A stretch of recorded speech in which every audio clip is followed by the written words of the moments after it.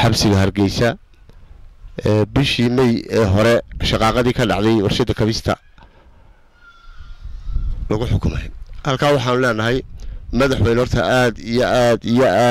ayaan kuugu mahad celeynaa guud ahaan reer ka waxdaan lahay habar yuris gaar ahaan salaadinteedii odayaasheedii iyo inteeni kulantay waxaan kaaga mahad celeynaa sidii wanaagsanayd ee maamuuska lahayd ee aad u soo dhaweysay codsigeeyagii waxaan kaaga mahad celeynaa ishan xariiseeda cabatinkii aanu kula nimaad ku eegtay ayaanu kaaga mahad celeynaa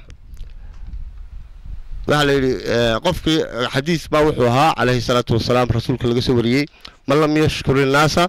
lam yashkur Allah ilaahay uma shukriyo qofka aan dadka u mahad celin marka macruufka loo sameeyo aanu mahad celin ilaahayna uma mahad celiyo baa leeyahay halka madaxweyne aad baan kaaga mahad celeynaa wax kale mahad celeynaa raxantii wasiirada ahayd ee kugu xeerayd maalintii ay hawsha ka wada hadlaynay habeenkii ka wada hadlaynay inaga joogtay oo iyaguna si fiican wax noola qabtay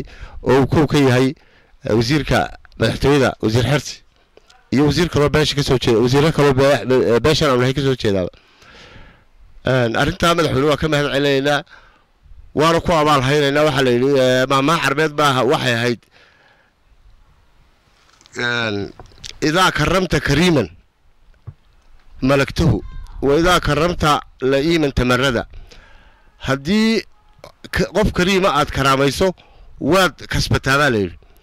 هدي عاد قف لئيمة كراميسو كاس ورشسته waxaan rajaynaynaa ka baan celinaa codsigayga aan aqbashay aad iyo aad waa kooga mahad celeynaa inta markaan dhaafo waxaan uga faa'iideysanayaa fursadan hadal kulli reer Soomaaliland intiisa badan ka jawaabtay oo ninkii la oran jiray maxaa la yiraahdaa ninka koonfur imaka madaxweyne Xasan Sheekh Maxamuud uu barnaamij Soomaaliland ku diray markii ay noolin may ku jiray baan uga faa'iideysanayaa inaan isagana kelmad fariina ka dira halkan kelmadaas waxa weeye gabay uu tiriyaa Allah yarxamay Cabdi Iidaan ayaa wuxuu ka bilaamayay dalqani bari iyo uur libaax daalin gacantiisa iyadoo libaax dawriya iyo aar dibnihii saaran gobernimada meel durugsan baa loogu daadegay inta Cabdi Iidaan waxaan ku daray lahaa magan baa dalkaadi ayaa anigu ku soo kooran lahaa magan baa dalkaagi ku tahay doorkan maanta ah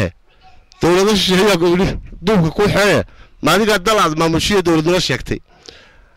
Afrikaan baad u tahay hostage حاجات أنا قلقاش يا جالس أيوه أديك الحمر بعد ما مولنا السلام عليكم ورحمة الله وبركاته. هذا فرق كلام ردنا.